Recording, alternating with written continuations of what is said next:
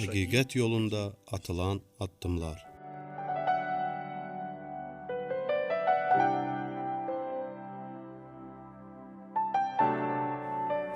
Sadəcə bir libas.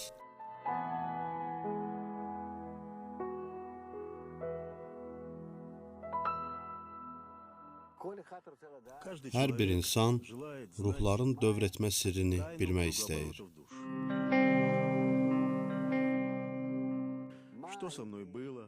Mənimlə nə baş verib? Əvvəlki qayıdışımda, keçmiş həyatımda kim olmuşam?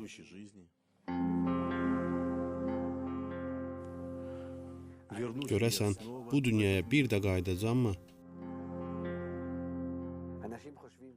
İnsanlar elə zənn edirlər ki, keçmiş həyatlarında onlar ağac, hansısa bir heyvan və ya insan olublar və hamı təsəvvür edir ki, o böyük bir şəxsiyyət olub. İnsan heç cürə razılaşa bilmir ki, o yaşayır və duran yerdə onun ömrü qurtarır. O barışa bilmir ki, bu həyatı başa vuracaq və ondan sonra heç nə qalmayacaq. Həyatımızın olduqca ağır olmağına baxmayaraq, heç kim ondan ayrılmaq istəmir. Əslində, Kabala elmi deyir ki, ruhların təkrar qayıdışı var. Biz bu dünyaya gəlirik, bu bədənimizi geyinirik,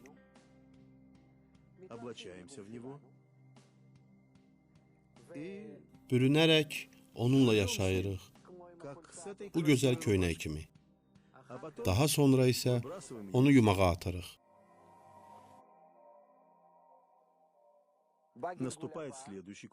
Növbəti dövr etmə başlayır, bizə yenə bir ruh gəlir və bədənə bürünür və biz yenidən bu köynəyin içində yaşayırıq və yenə onu yumağa atırıq. Amma sual bundadır ki, tutaq ki, bu qayıdışlar var və mən də bundan xəbərdaram.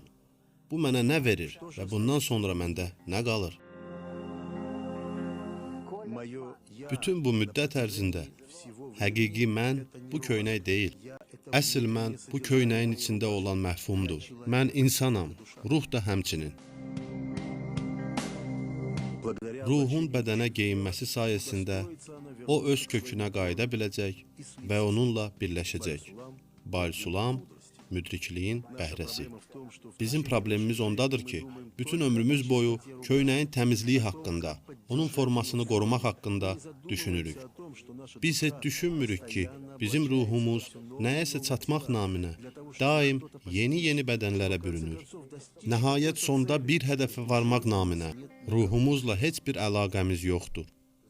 Bütün problem bundadır. İçində olan köynəkdən daha vacibdir. Onda gəlin bu barədə danışaq. Gəlin bütün qayıdışlardan ən gözəl nəticə əldə etmək üçün daxilimizlə məşğul olaq.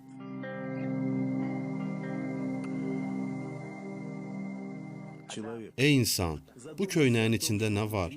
Bu barədə düşün. Orada daxildə insan var. Onun ruhu bədənin içindədir. Köynək isə nə olur olsun, yuyulmağa atılacaq.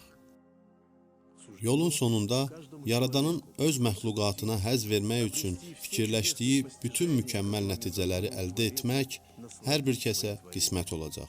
Bal-Sulam, Talmud 10 Sfirot kitabına ön söz.